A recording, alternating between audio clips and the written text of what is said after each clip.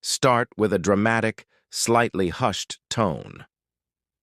In the dead of night, under a sky choked with ash and smoke, Commander Valerius looked out over the smoldering ruins of what was once the outer wall of Ethelgard.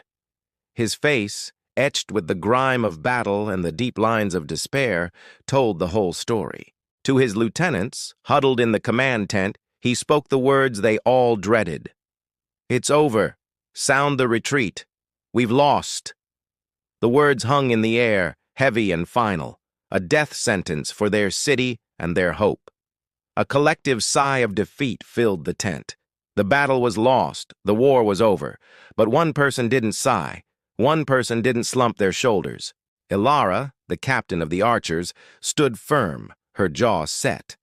She wasn't a noble, not born into command. She was the daughter of a Fletcher, someone who had earned her rank through sheer skill and an unyielding spirit.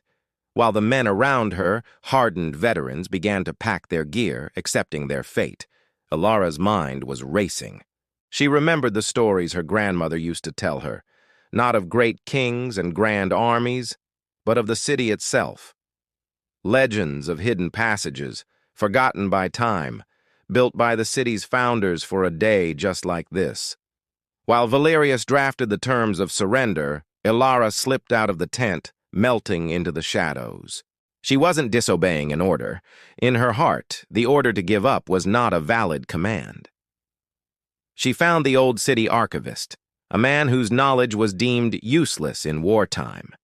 His hands trembled as he pointed to a faded, almost illegible map.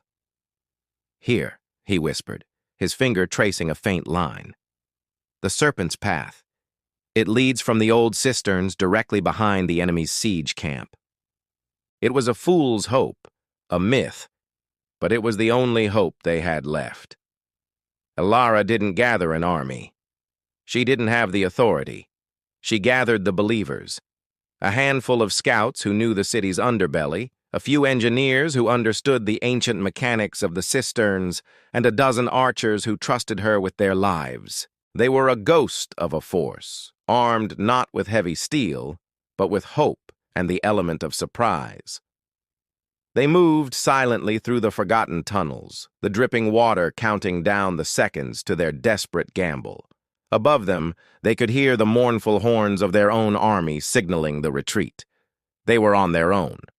They emerged from a sewer grate, hidden by overgrown bushes, right in the heart of the enemy's supply lines. The invaders were celebrating, their guard completely down. There were no grand battle cries, just the silent, deadly release of a dozen arrows. Panic erupted. They struck the supply wagons, setting them ablaze. They targeted the commanders, who were drunk on victory. It wasn't a battle, it was chaos. The confusion spread like wildfire. The invading army, thinking they were being flanked by a massive, fresh force, began to falter. From the city walls, Commander Valerius saw the impossible. He saw fire and panic erupting from behind the enemy. He saw their seemingly unbreakable lines crumble into disorder. He didn't know how, he didn't know why, but he saw a chance. A spark of hope, ignited by an unknown hero, relit the fire in his own heart. "To arms!" he roared, his voice thundering with renewed conviction. "Advance! For Ethelgard!" The retreating army, hearing the change in their commander's voice and seeing the chaos in the enemy camp, turned as one. The retreat became a charge. They fought with the fury of the saved, the passion of a second chance.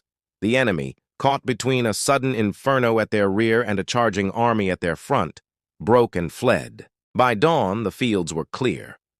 Ethelgard stood, saved not by its commander's strategy, but by a captain's refusal to give up. When Valerius finally found Ilara, she was simply cleaning her bow, her face calm. He didn't say a word.